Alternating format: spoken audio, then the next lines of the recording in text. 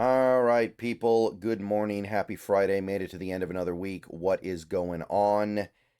Got some fun stuff coming up this weekend. Obviously, we're excited to see Seattle hopefully get to double-digit wins on the season, matching last year's win total and locking in the best season since 2020, a regular season at least. But we got Pass Rush Friday to get to first. So let's hit Pass Rush Friday. Going to have more stuff to talk about later on. We're going to have the injury report. We're going to have whatever else happens in the world of Seahawks football.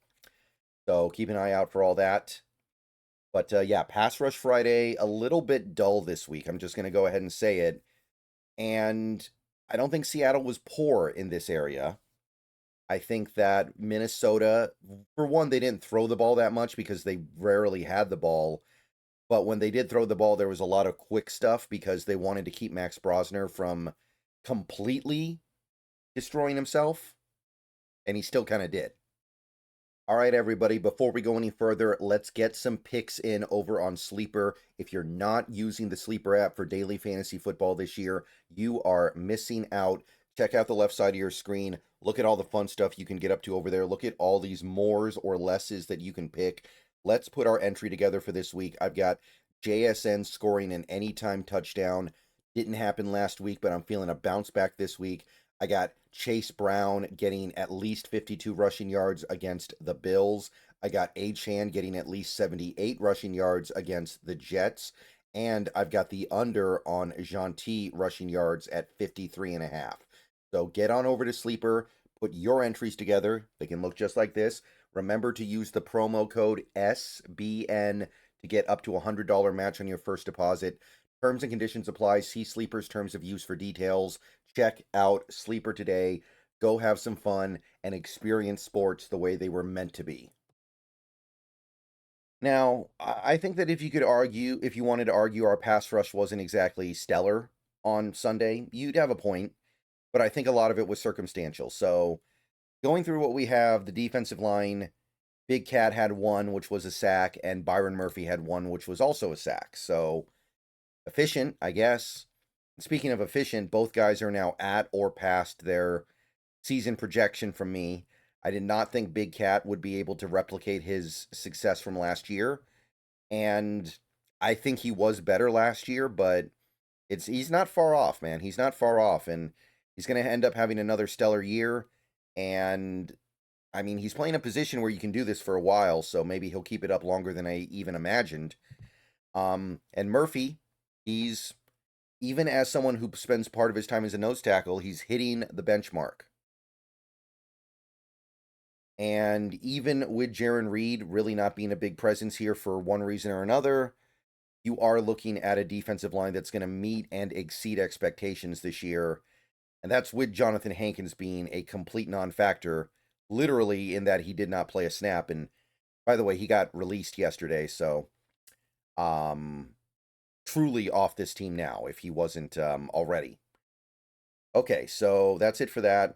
Linebacker, there's really only one thing, but it's a big thing, I'll say that. And this is actually the most pressure we've gotten from inside linebackers all year. Drake Thomas had 3 pressures. He had a sack, he had a quarterback hit, and he had a pressure. So, yeah, Drake Thomas, man, big time playmaker, doing it in style. And I mean, look, we are past my total projection from the position, right? Maybe we're not getting quite as much from Ernest Jones or Tyrese Knight as I thought, but the big picture, which is really what we care about, right? For the most part, I think that's what we care about. 14 pressures from inside linebackers. We're going to end up averaging more than 1 a game. And Drake Thomas, in this defense, it's not easy to get 3 quarterback pressures in a game because we do not blitz that much. So he's doing something very well.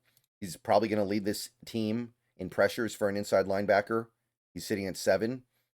And given the fact that he didn't play that much earlier in the season, he might end up with double digits, which not easy to do. Remember, this is PFR, not PFF. So cool stuff there. Really happy about that. We've got a shockingly effective player here. And Drake Thomas was a guy who was kind of dangling on the roster for a couple years before he even got his shot. So kind of really like just reaching into your pocket and finding a nugget of gold. Okay, edge rusher. Little bit of presence here, nothing huge except for D-Law. Now, D-Law only had 2 pressures, but he made the most of them. He had a sack, and then he had the quarterback hit that forced the interception. So you can't be more efficient than that. And even if it's only 2 pressures, D-Law only played 20 snaps. So it's not like he's out there the whole game to kind of grind out those pressures. He's doing incredible stuff with a very limited amount of opportunity. So he's crushed the projection. Nwosu picked up a pressure, which was also a half sack. Mafe had a pressure. That's it for the edge rushers. So Nwosu is now 1 off of my projection. Now, my projection was a little bit conservative. I didn't think that he was going to necessarily get back to form that quickly, and I didn't think he'd play as much as he has, but however you get there, getting there is a big part of the battle. So shout out to him.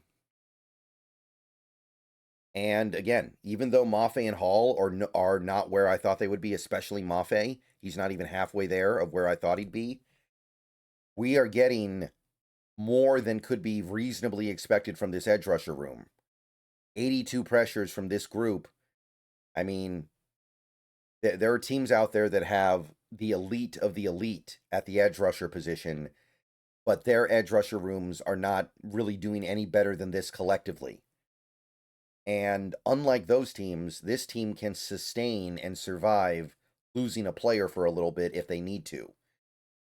Like, couldn't the Packers sustain losing Micah Parsons for a big game? I mean, they'd lose a lot, right? They would not be the same. This Seahawks team can probably survive losing any one of these players for a big game. Obviously, you'd prefer to have all 4, of course. That's obvious, but I think that this team is built at the very least to survive bad things happening. Bad luck is not going to derail this team. And that's actually it. Nothing from the corners this week. No pressures from Boone, Job, or Woolen. And nothing from the safeties. Again, PFR, a little bit harsher, harder to impress. So they don't have any pressures there. So that's 9. 9 is not great. But again, I want to stress this. In previous years, even last year, when this Seahawks team had a game where the pass rush didn't really show up, they'd get like 2. They'd get 3. Sometimes they get 1. So when this team has a not so great game, it's at least something. And again, circumstances were the big thing here. Minnesota was so inept offensively that, number one, they didn't try to throw the ball that much when the game was close. And even when the game got out of hand, they still didn't want to throw the ball that much because it's not like it was going to help them. So they kind of just rolled over. So even that is kind of like, I don't think the pass rush was bad. It was just kind of circumstantial. So 9 pressures. We are, 36 away from my preseason projection. We are 39 away from 200, which very hard to get to 200 on PFR, by the way. So should be getting there. We got 5 games left. Going to have opportunities to prove ourselves, and I'm interested to see what happens, man. All right, I'll see you guys later. Go Hawks. More videos coming soon. But not the best week for the pass rush, but the fact that this is kind of their lower end is very encouraging.